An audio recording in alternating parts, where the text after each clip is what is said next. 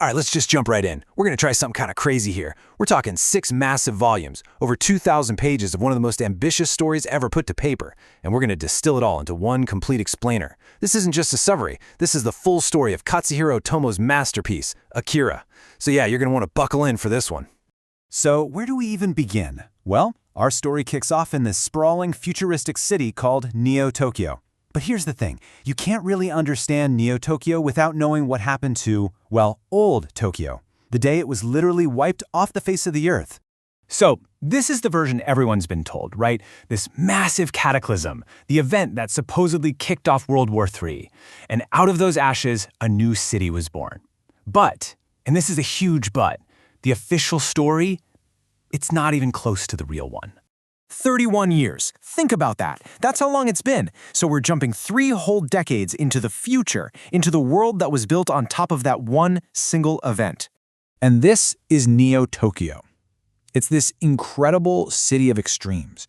You've got these glimmering futuristic skyscrapers right next to these crumbling, forgotten slums. It's a world packed with biker gangs, crooked politicians, revolutionary groups. I mean, the whole place is just a powder keg ready to explode. And the craziest part? The whole thing is built on a massive, citywide lie. Okay, so here's the lie. The big secret.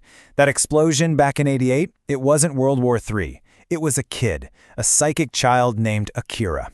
See, the government had been running these secret experiments, trying to turn kids with psychic abilities into weapons. Akira was their most powerful subject, and he just lost control. So now, he's frozen in a vault, deep, deep underground. The whole city is literally built right on top of this ticking time bomb, and nobody even knows it.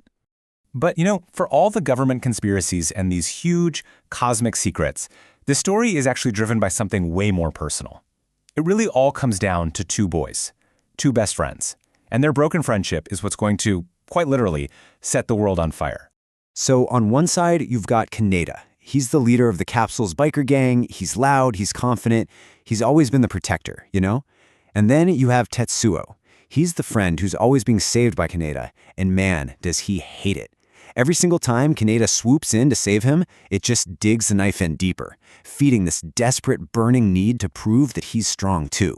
And that right there, that's the heart of the whole conflict. That one single desire is the fuse that lights this whole thing up. All Tetsuo has ever wanted is to be the one with the power for a change, to finally be on Kaneda's level. And, well, he's about to get his wish, in the absolute worst, most horrifying way you can imagine. All right, so let's get to the moment it all goes wrong. The incident that changes everything. This is where a dormant power gets cracked wide open and Tetsuo begins this apocalyptic transformation. It all kicks off with a motorcycle crash, a really weird one involving another kid who's a psychic escapee. This crash awakens something inside Tetsuo, his own psychic powers. So boom, the government grabs him, but everything they do to try and control him just makes his powers grow faster and more unstable. Of course, he escapes, but now he's this being of just immense raw energy. He tries to go back to his old life, show everyone who's boss, but it's not enough. Because the power comes with this agonizing pain and his own body starts to literally break down under the strain. And what's so cool is how the whole city just fractures. It's not just one fight, it's total chaos, a complete societal breakdown. You got the military, led by this hard-as-nails guy, Colonel Shikishima, who's just trying to contain this thing with pure force. Then there's the resistance movement, the one Kaneda gets tangled up in, trying to expose all the government corruption. And then, believe it or not, a new cult springs up, the Great Tokyo Empire, and they start worshiping Tetsuo as a literal god, a savior for all the people the city left behind. So all of this, all these factions clashing, it all builds to a climax that's so much more than just a fight. It's a cosmological event. Tetsuo's quest for power leads him to the source. He finds and awakens Akira. And that's when his own power just spirals completely, irrevocably out of control. And this is where the manga goes into some serious body horror territory. I mean, it's intense. Tetsuo's body just can't contain the energy anymore. It starts to mutate, absorbing everything around it, metal, concrete, even people, into this grotesque, growing, monstrous mass. And in one of the absolute most heartbreaking moments, his girlfriend Kaori gets consumed by it, just swallowed up by this power she could never understand. It's truly tragic. At this point, nothing can stop him. Not the other psychic kids, not even Akira himself. So the story just stops and asks this incredible, mind-bending question. What happens when a boy becomes a universe? What happens when a power to create and destroy grows so big it can't be contained by the physical world anymore? He becomes.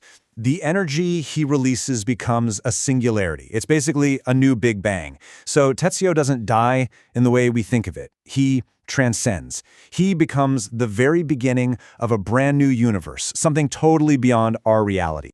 But in that last, unbelievable moment, Kaneda gets caught in the blast, and he sees everything.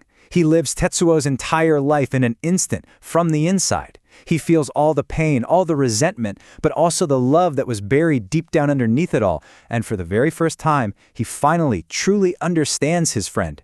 There, in that space between universes, they are finally completely equal. So wow, that's the story. But honestly, the plot is only half of what makes Akira so special. Let's talk about why this masterpiece, completely changed everything. I mean, Akira is just packed with huge ideas. It's a really brutal look at what happens when you have power without wisdom. It's a deep dive into how our institutions, government, the military, even religion, just completely fail when a real crisis hits. But for all that cosmic, end-of-the-world stuff, it really comes back to one simple thing, that the bond between two friends might be the only thing that actually means anything when it all falls apart. You really can't overstate its influence. It's just impossible.